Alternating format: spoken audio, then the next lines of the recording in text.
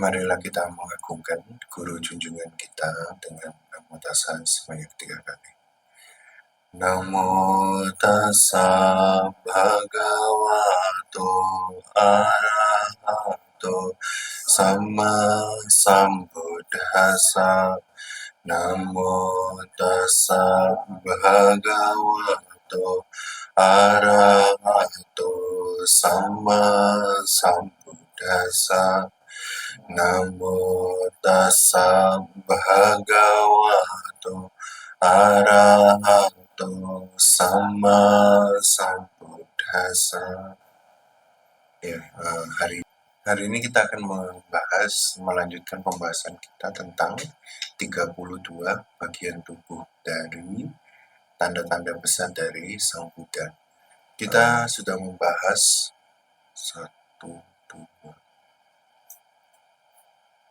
4 tanda. Nah, ini sekarang tanda yang 3 tanda lagi. Satu tanda lagi, yakni bagian tubuh yang menonjol. Ada 7 bagian tubuh yang menonjol.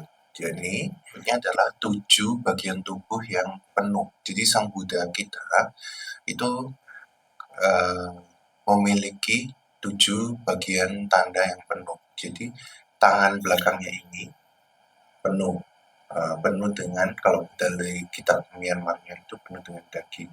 Terus kedua, punggung kakinya juga penuh dengan daging, dan sini shouldersnya, pundaknya juga penuh dengan daging, dan tengkuknya penuh dengan daging. Jadi kita yang belum datang, kita udah membahas kakinya rata yang pertama. Karena kalau kakinya rata apa? Dia nggak bisa digoyangkan oleh musuh. Terus di kakinya juga ada tanda roda dengan 1000 jeruji.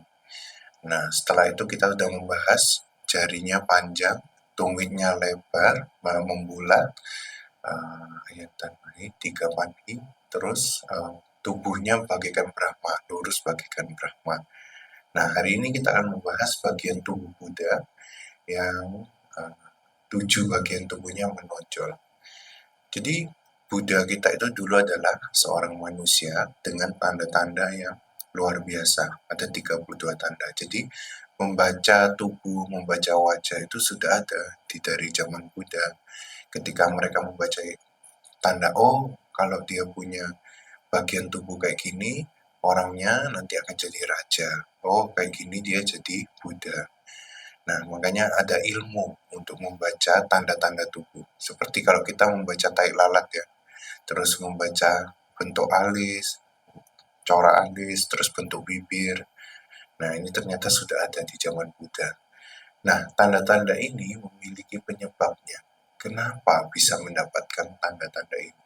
Jadi kalau kalian melihat katanya sih nggak ada yang bisa memiliki tanda ini selain Buddha dan Raja Cakrawati.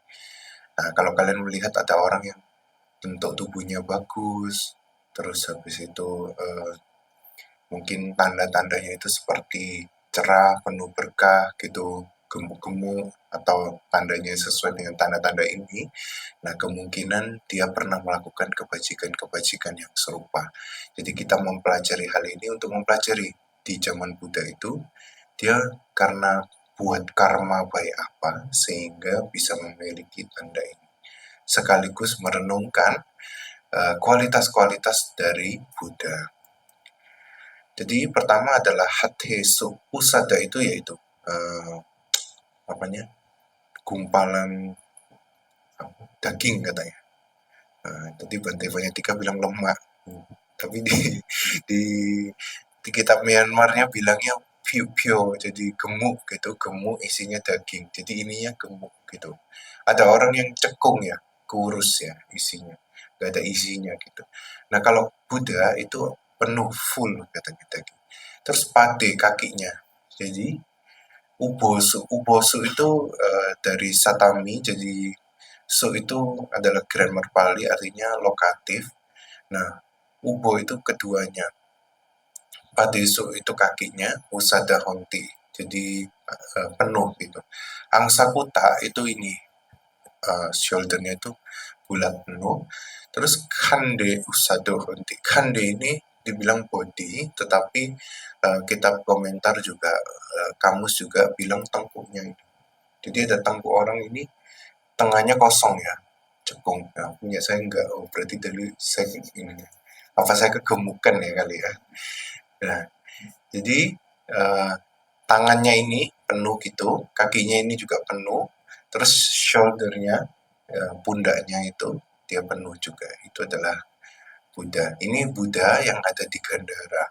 Jadi waktu Buddha masih hidup, dulu nggak ada patung Buddha. Orang ke wihara cuma ketemu Buddha. Setelah sang Buddha meninggal, agama Buddha menyebar ke arah Yunani, Pakistan, dan orang-orang di Yunani membuat patung-patung seperti dewa-dewa mereka, dewa Zeus. Makanya patung Buddha ini kalau kalian lihat, ini nggak tahu bisa di oh bisa. Ini seperti orang Yunani. Karena yang buat memang orang Yunani waktu itu. Dari situ, waktunya awalnya nggak ada patung Buddha. Nah, jadi dari situ ini rambutnya, ini namanya model Gandhara. Gandhara, jadi Buddha Gandhara ya. Nah, makanya dia runcing, terus ini jagonya jadi mirip dewa-dewa begitu. Dewa-dewa Yunani. Nah, ini patung dari Gandhara. Sekarang sudah dari basis Muslim ya, jadi basis perang kita nggak bisa masuk situ Taliban. Nah, terus jadi setelah membuat patung ini barulah menyebar agama Buddha ke Congkok. Orang di Congkok bilang nggak boleh ini dagunya kayak gini, dagunya harus bulat, gemuk supaya hoki. Makanya orang Congkok itu Budanya gemuk kali. Orang Jepang juga. Tapi orang Thailand bilang nggak bisa Buddha gemuk gitu. Jadi orang Thailand bikinnya yang agak kurus, slim begitu. Nah itulah kalau kalian mempertanyakan kenapa patung-patung Buddha ini kok modelnya lain-lain gitu ya, bentuknya lain-lain. Karena mereka menyesuaikan dengan idealisme di masa itu. Nah, terus kenapa? Karma apa yang membuat tanda ini? Jadi tanda ini itu membuat seseorang itu pasti menjadi Buddha, kalau dia jadi Buddha. Terus kalau dia menjadi raja ataupun menjadi Buddha, dia akan karma yang lainnya adalah dia akan mendapatkan makanan-makanan yang superior. Jadi hari ini membahas makanan. Jadi karena dulu di banyak-banyak kehidupan kita mengetahui adalah untuk menjadi seorang Buddha dia harus mengumpulkan karma baik selama 4 asangkya dan 100.000 kapa. Selama kehidupan-kehidupan itu, Bodhisatta selalu menanamkan makanan yang panitanang. Panitanang ini adalah bentuk jamak, jadi panita itu adalah superior, makanan-makanan yang superior. Pertama adalah rasi tanang. Rasi tanang ini adalah rasa. Jadi rasanya, rasa sampanana. Jadi sampana itu sempurna. Jadi makanan yang didanakan Bodhisatta itu kalau dalam bahasa Myanmarnya itu tasteful, penuh dengan rasa, flavorful. Saya nggak ngerti maksudnya penuh dengan rasa. Mungkin ada manis, asin, terus asam, terus habis itu kecut, pahit, mungkin ada semua jadi satu. Terus atau satunya eh, menurut kamusnya pi, jadi rasanya itu muncul, berasa makanan yang didanakan itu. Ini adalah yang pertama. Terus yang kedua, kadaniang. Kadaniang ini adalah selain 5 bojana. Nanti kita akan pakai slide bantunya untuk menjelaskan. Terus bojaniang yaitu 5 bojana. Jadi dia menanakan 5 jenis bojana. Nah, kita hari ini akan belajar makanan-makanan yang tercatat di Tipitaka. Terus saya niang ini adalah makanan yang katanya di seruput ya atau dijilat gitu dia bilang. Sapi nawanitang telang madu. Sapi itu gi. Jadi saya kemarin cari tahu cara buat gi itu mentega yang ada sekarang dipanasin, terus habis itu diaduk-aduk nanti menggumpal itu yang susunya itu turun, sisa mentega yang murni, clarified butter. Saya sampai kapi saya mau coba, oh rasanya kayak gini. Ya rasanya kayak mentega cuman nggak ada rasanya ya. Terus nawanitang, nawanitang ini apa ya? Lupa saya. Telang itu minyak, terus madu itu madu. Entar ada penjelasan. Terus leha itu dijilat katanya. Nilehet, nilehita bani, nilehita itu menjilat. Jadi ini bubur susu yang dijilat katanya. Jadi saya juga kurang paham ini gimana bubur susunya ya. Tapi di kitab Myanmar itu di kamus Myanmar bilangnya bubur susu aja, nggak ada tulisan dijilat. Yang dijilat ini yang nilai hitabani. Terus selanjutnya adalah pananang. Jadi 8 jenis jus. Oke.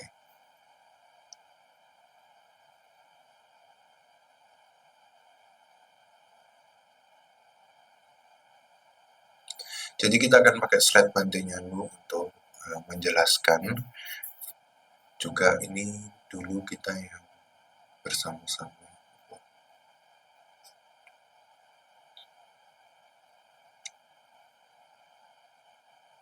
Udah pernah denger ya ini ceramah yang ini? Belum? Di YouTube.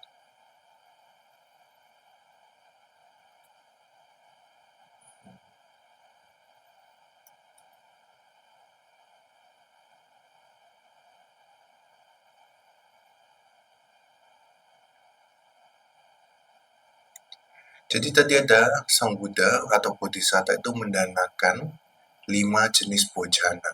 Kadaniang selain 5 bojana. Jadi kadaniang itu kalau nggak salah saya ingat bandingnya pernah bilang tuh ubi, buah-buahan itu nggak termasuk di sini. Jadi selain dia kalau diterjemahkan tuh makanan lunak sama makanan keras, tetapi kalau kita mengacu ke Tipitaka, 5 bojana makanan keras itu ada 5 bojana yang harus makanan keras itu yang kadaniang yang harus digigit. Kalau bojaniang itu makanan yang lunak katanya yang dikunyah. Jadi yang pertama adalah odano. Odano ini terdiri dari beras-berasan. Jadi di Tipitaka ada mencatat sali, wihi, yawo, gondumo, kanggu, warako, Kutrusako. Ini kayaknya salah ketik ini Kutrusako. Mana Kutrusako? Ya nanti saya cek ya. Jadi sali itu beras wangi, padi, barley, terus beras berdaun lebar, terus millet ekor rubah, jagung millet, millet biasa, millet putih. Jadi kalian bisa bayangkan ya, di Pitaka kita itu sangat hebat karena dia masih bisa catat semua ini makanan yang ada di 2600 tahun lalu, termasuk ini nama ilmiahnya. Jadi kita cari dari nama ilmiahnya, baru kita terjemahkan sekarang dari kitab Myanmar, kitab dictionary Myanmar. Nah, terus ini uh, tanamannya padi seperti ini, barley begini, terus yang sesuai nama latinnya tadi itu ini katanya beras berdaun lebar. Juga nggak tahu, mungkin berasnya kayak apa rasanya juga nggak tahu. Cuman masih ada di catatan di zaman sekarang. Nah terus habis itu millet ekor rubah. Millet kalian tahu ya, untuk makanan burung biasanya. Tapi beberapa orang kalau mau hidup sehat kadang mereka ganti nasinya jadi millet. Jadi milletnya itu dimasukkan dimasak itu jadi pengganti nasi. Nah, terus ada jagung dan millet putih. Dulu waktu saya masih kerja, nah itu jual millet putih sama millet merah untuk makanan burung. Nah, tapi saya baru tahu waktu jadi biku ada biku yang makannya millet putih sama millet merah dimasak. Terus yang kedua, jadi bojana tadi makanan yang lunak itu ada 5. Jadi yang pertama adalah jenis beras-berasan. Yang kedua adalah makanan setengah matang, jadi kayak mie kering, terus spaghetti kering, pasta kering, yang terbuat dari barley atau bubuk barley. Terus yang ketiga adalah makanan yang terbuat dari salah satu dari 7 jenis odana. Jadi yang tadi di atas beras-berasan ditumbuk terus dibuat. Berarti kayak kue tiaw ya. Kue tiaw itu termasuk dari bojana. Jadi makanan-makanan ini itu berkaitan dengan banyak peraturan. Jadi seorang biku nggak boleh makan setelah tengah hari, makan makanan ini. Kadang juga biku kalau nggak sakit nggak boleh minta eh, makanan tertentu. Terus ada maco mangsang. Maco adalah daging dari hewan air. Terus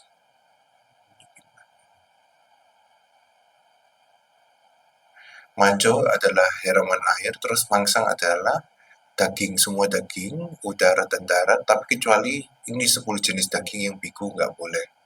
Jadi manusia, gajah, kuda, anjing, singa, macan, macan tutul, hiena, beruang, dan ular.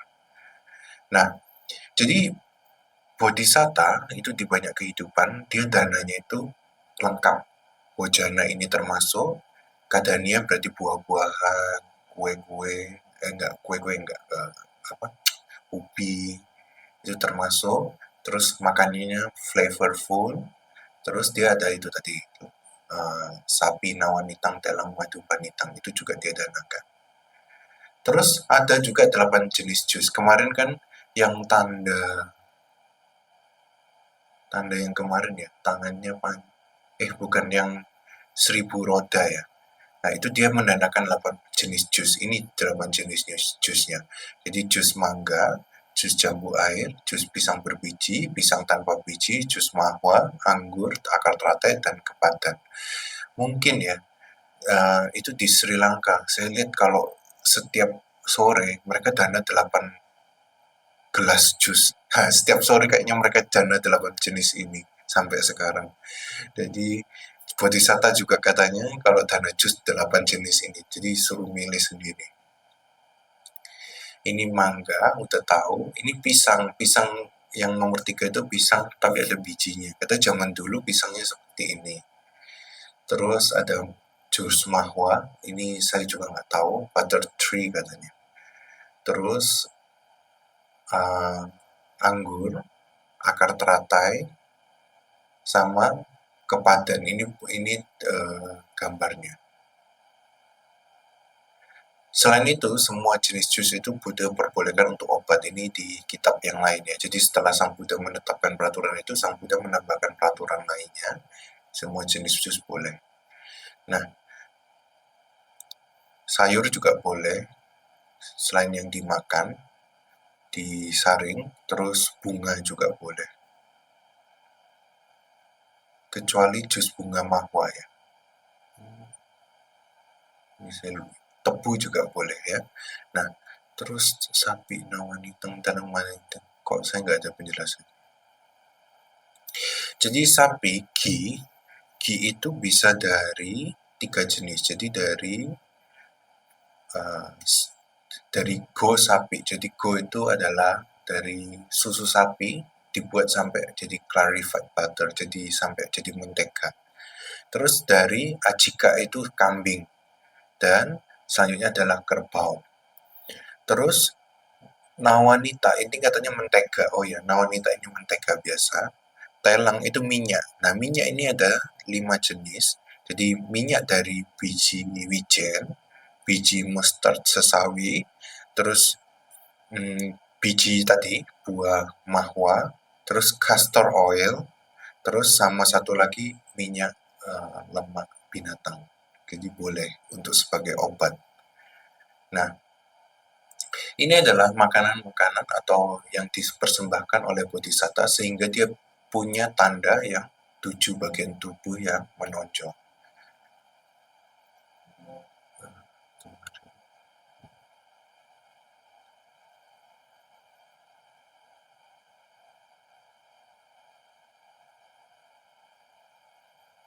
Saya ada tunjukin buah mahwa kayak gini, castor oil kayak gini. Jadi dari buah ini boleh dibuat minyaknya, terus minyaknya boleh untuk obat.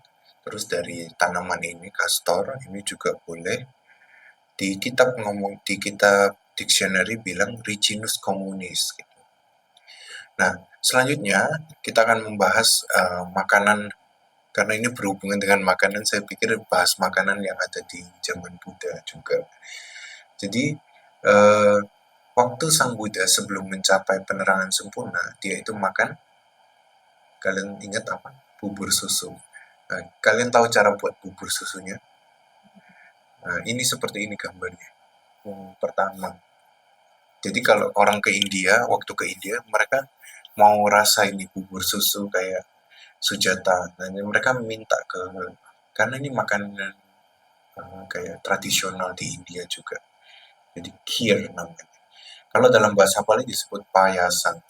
Nah, jadi eh, si Sujata itu mengambil susu dari 1.000 ekor sapi. Terus dari 1.000 ekor sapi itu dikasih makan ke 500 ekor sapi susu.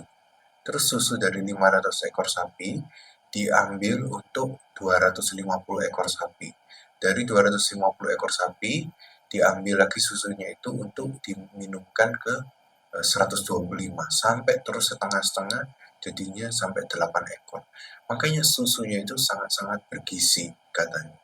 Nah, terus dimasaklah menjadi bubur ini, nasi susu Sujata kita tahu. Dan itu dibentuk gumpalan-gumpalan sebanyak 49 sama Sang Buddha. Makanya Sang Buddha setelah mencapai penerangan sempurna 49 hari nggak makan, bisa tahan. Karena dia makan cuma 49 gumpalan itu bisa bertahan sampai 49 hari bergizi. Terus juga di zaman Buddha, Buddha itu kalau makan dicampur masak makanan dewa, sari nutrisi dewa katanya. Dewa-dewa kasih katanya. Tapi saya nggak ketemu ininya sumbernya. Nah terus itu adalah makanan sebelum mencapai penerangan sempurna. Tetapi sekarang itu kayak gitu modelnya. Nah, kemarin kalau kita ke India, dulu juga saya, ya makanya gitu, manis-manis rasanya. Tapi kalau terlalu banyak bisa enak. Terus yang kedua adalah makanan pertama kali setelah Sang Buddha mencapai penerangan sempurna. Itu disebut matanca, madu pindika. Pindika itu adalah gumpalan, madu itu adalah madu. Jadi gumpalan madu. Kalau saya search memang mereka ada makanan tradisional di India adalah gumpalan kayak gini, bola-bola dari honey balls dia bilang gitu. Nah, matanca itu adalah seperti tepung yang digoreng gitu. Jadi kayak sejenis keripik atau kerupuk biskuit ya dia bilang gitu. Nah, itu didanakan oleh dua pedagang yaitu Tapusa dan Mahlika. Jadi mereka danakan ini dan eh, mereka mendapatkan relik rambut dari Sang Buddha. Terus habis itu ditaruh di Swedagon katanya ya, di Myanmar. Nah, terus makanan terakhir dari Sang Buddha adalah Sukara Madawa. Sukara itu adalah apa? Pig, pig, uh, babi. Kadang bahasa Inggris sama bahasa Indonesia nyampur di sini. Jadi, apa? Apa babi. Nah, Madawa. Jadi ada beberapa perdebatan, ada yang bilang ini jamur. Oh iya, saya lupa cek ke kamus Myanmar ya. Kadang kamus Myanmar dia satu penjelasan. Nah, terus ada yang bilang ini fermentasi atau apalah. Jadi intinya ini masakan babi sama jamur. Ini makanan terakhir Sang Buddha. Itu gak, Sang Buddha udah tahu kalau memang makan ini dia akan meninggal. Tetapi ini adalah memang makanan terakhir beliau. Jadi beliau makan, habis itu disentri parah. Nah, habis itu makanan itu katanya nggak bisa dimakan oleh siapapun. Karena ada makanan dewanya. Jadi dibuang di tanah itu bisa apa keluar asap kan. Nah, keluar asap di dalam lubang suruh. Jadi Sang Buddha suruh ini nggak ada yang bisa makan makanan ini. Kamu gali lubang, habis itu buang makanan ini terus dia keluar asap terus tutup lagi. Jadi itu adalah 3 jenis makanan yang mungkin ada di zaman Sang Buddha. Terus ada juga di kitab-kitab lain itu adalah kari. Jadi kalau kita sebagai seorang biku itu nggak boleh ambil kari seperempat lebih dari jumlah nasi. Jadi misalnya kita ambil nasi. Nah, kita cuma boleh ambil kari kacang itu seperempat. Kalau dulu buatnya dari kari kacang, supang namanya. Nah, kacangnya itu macam-macam, ada kacang lentils, ada mung bean, kacang hijau, terus kalau di Myanmar itu ada sejenis kacang juga dia merambat. Itu Mereka sangat sering, jadi kayak dibuat jadi kacangnya dibuat jadi ditumis, jadi kayak kari gitu, lengket-lengket. Nah, itu disebut supang, itu nggak boleh banyak.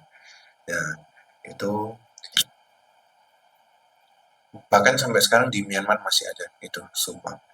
Jadi, terus ada lagi cerita tentang makanan itu adalah Raja Pasenadi Kosala. Dia makan beras itu, nasi itu 16 nali. 16 nali itu nggak tahu ukurannya berapa. Nah, tapi orang biasa makannya cuma 1 nali. Nah, jadi dia gemuk kali waktu datang ke Sang Buddha dia kecapean gitu, nggak nyaman karena kegemukan. Terus Sang Buddha uh, nasihatin dia supaya kurangin makannya secara bertahap, dikurangin pelan-pelan. Dia suruh satu orang penasihat, orang muda, setiap saya mau makan kamu bacain syairnya Sang Buddha supaya dia ingat terus. Jadi kalau raja nggak perlu repot-repot Yoni sama Nasikara ya. Jadi dia ada petugasnya yang ngasih ingat. Oh mau makan dibacain syairnya Sang Buddha. Nah, jadi itu cara-cara. Makanya kadang kita sebagai perumah tangga itu perlu mengulang dhamma, dengerin dhamma, walaupun udah pernah. Karena si pasiennya di Kosala aja cuma suruh ngurangi makan, dia bayar orang 1.000 kahapana untuk itu berdiri di sebelahnya untuk ngulangin syair yang Buddha itu, nggak jelasin apa-apa, cuman suruh ngulangin supaya nggak lupa. hmm. Ya jadi oh itu mungkin bisa jadi bahan ceramah lagi. Kadang kita perlu apa mendengarkan supaya ingat, akhirnya dia jadi kurus, terus baru dia bilang oh ternyata Sang Buddha ngomong itu demi kebahagiaan dan kebahagiaan saya gitu. Jadi, ini adalah makanan-makanan yang didatangkan Bodhisatta, gambarannya mungkin seperti itu, sehingga dia memperoleh 7 jenis tanda ini. Ketika dia memperoleh 7 jenis tanda ini, sebagai seorang raja, dia akan menikmati makanan-makanan yang superior. Sebagai seorang Buddha, dia juga akan menikmati makanan-makanan yang superior. Dia akan didanakan makanan-makanan seperti buah-buahan, nasi, kari, daging, semua dia akan didanakan. Makanan yang lezat. Dan sebagai tanda utamanya adalah dia akan pasti mencapai tingkat kebudaan. Nah, terus Sang Buddha ini menutup dengan syair ini. Jadi setelah berdana makanan kasar, makanan lunak, makanan halus, terus makanan yang di dijilat, terus obat-obatan, terus rasa yang utama maga ini ya, utama maga. Jadi rasa yang sangat luar biasa, yang tinggi. Dia karena karma baik itu, dia menikmati kebahagiaan di Taman Nandana. Jadi ini satu taman di surga, itu untuk uh, dia ini banyak kenikmatan-kenikmatan di situ. Dia happy-happy di situ, namanya Nandana. Terus Satajudasi Ida Gajati, jadi setelah dia lahir di alam manusia kembali, dia memiliki 7 tanda ini. Dia ini tangannya, kakinya, terus habis itu shouldernya, terus habis itu tengkuknya, semua itu memiliki tanda-tanda khusus, yaitu penuh dengan daging. Terus setelah itu dia akan menikmati makanan-makanan yang luar biasa superior, walau sebagai rumah tangga maupun sebagai seorang Buddha. Nah, gitu aja. Itu aja. Ini adalah tanda-tanda yang dijelaskan oleh Sang Buddha. Nah, pelajarannya apa hari ini? Makanan, ya, ingatnya makanan. Jadi uh,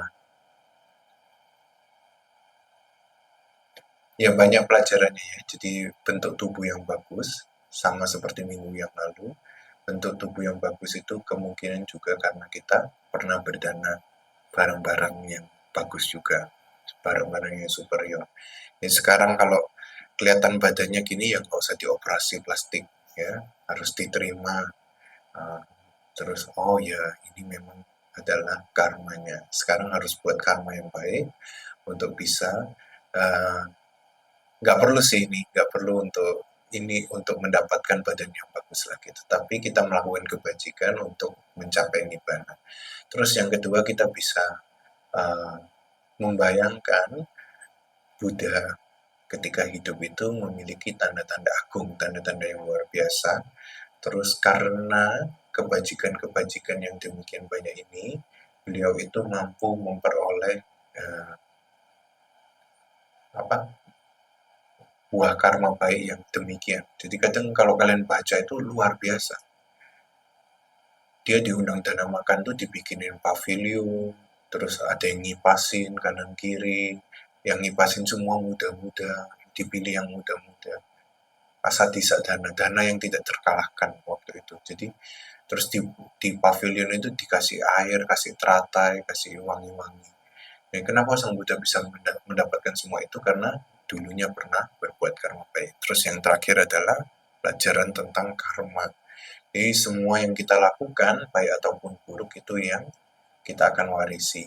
Jadi Sang Buddha Bodhisatta itu sudah dari banyak kehidupan berusaha untuk mengumpulkan parami-parami ini, sehingga dia mampu memperoleh kesempurnaan. Kita sendiri kalau memang ada kekurangan, berarti kita kurang untuk mengumpulkan kebajikan di kehidupan-kehidupan lampau. Ya demikian ceramah yang bisa saya sharingkan di pagi hari ini, dan ini mungkin terakhir ya, karena berikutnya ada pertemuan yang lain. Nanti tanggal 5 kalau bisa Samanera, saya minta Samanera.